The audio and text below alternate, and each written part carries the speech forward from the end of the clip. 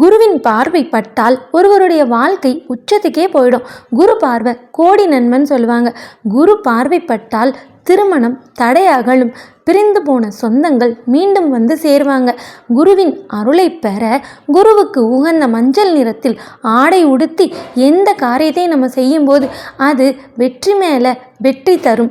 குரு பகவானுக்கு கொண்டக்கடலையை நைவேத்தியமாக நம்ம சமர்ப்பித்து 108 முறை ஓம் குருவே சரணம் அப்படின்ற மந்திரத்தை திரும்ப திரும்ப சொன்னோம் அப்படின்னா நம்மளுடைய வாழ்க்கை ஏற்றம் பெறும்.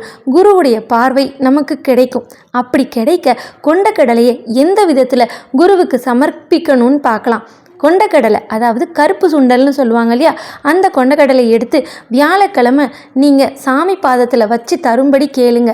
குரு பகவானின் சன்னதியில் சாமி பாதத்தில் வச்சு தரும்படியாக கேளுங்க. அங்கே இருக்கிற அர்ச்சகரும் தருவார். அதை வாங்கிட்டு வந்து ஒரு வளர்ப்பிறை நாளில் வியாழக்கிழமையில் வச்சு வாங்கிட்டு வந்து வெள்ளிக்கிழமை காலையில் ஒரு செம்பு நிறைய தண்ணி எடுத்துக்கோங்க. அந்த கோவிலிருந்து கொண்டு வந்த கொண்டக்கடலையை அதில் போட்டுருங்க. ஒரு துளி மஞ்சளும் அதில் சேர்த்துக்கோங்க.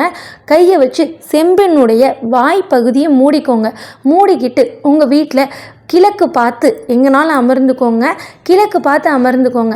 உட்காந்து ஓம் குருவே சரணம், ஓம் குருவே சரணம், ஓம் குருவே சரணம்னு 108 முறை செம்போட வாய்ப்பகுதியை மூடி சொல்லிக்கிட்டே இருங்க. 108 தடவை முடிஞ்ச உடனே பக்கத்தில் வேப்பலை கிடச்சிது அப்படின்னா வேப்பலையை வச்சு வீடு முழுக்க செம்பில் இருக்க தண்ணியை தீர்த்தமாக தெளியுங்க. தெளித்து முடிச்சுட்டு அந்த தண்ணியை யார் கால் படாமல் எங்கேயாவது ஊற்றிடுங்க. உள்ளே இருக்கிற கொண்டக்கடலை எடுத்து நீங்கள் சமையலுக்கு பயன்படுத்திக்கலாம். இது வளர்ப்பிறை வியாழக்கிழமை கோவிலில் வச்சு வாங்கிட்டு வர்ற சுண்டலில் ஆரம்பித்து தினம் நீங்கள் வீட்டில் ஒரு கைப்பிடி அளவு சுண்டலை சாமி முன்னாடி வச்சு அதை மறுநாள் காலையில் தண்ணியில் ஊற போட்டு மஞ்சள் சேர்த்து இப்படி 21 நாள் உங்கள் வீட்டில் நீங்கள் தீர்த்தம் மாதிரி தெளித்து வர 21வது நாள் கொண்டக்கடலையை நீங்கள் வாங்கிக்கிட்டு நேராக குரு பகவானுடைய சன்னதிக்கு போய் உங்கள் பேரில் ஒரு அர்ச்சனையை பண்ணி மனதில் என்ன பிரார்த்தனை இருக்கோ அந்த பிரார்த்தனையும் சொல்லி அங்கே வர்ற பக்தர்களுக்கு நெய்வேத்தியமாக எலுமிச்சை சாதம், கொண்டக்கடலை இந்த ரெண்டையும் நீங்கள் நைவேத்தியமாக கொடுக்கணும். அது மட்டும் இல்லை, இந்த 21வது நாள் பிரார்த்தனை முடியும் போது குரு பகவானுக்கு மஞ்சள் நிறத்தில் வஸ்திரம், அதாவது கடைகளில் கேட்டாலே தருவாங்க, அந்த வஸ்திரத்தை வந்து நீங்கள் சாத்துங்க. சாத்தி உங்களுடைய பிரார்த்தனையை வச்சு 108 முறை ஓம் குருவே சரணம், ஓம் குருவே சரணம் அப்படின்னு சொல்ல உங்களுடைய பிரார்த்தனை நிறைவேறி நீங்கள் வேண்டியது கிடைக்கும், நினைத்தது நடக்கும்.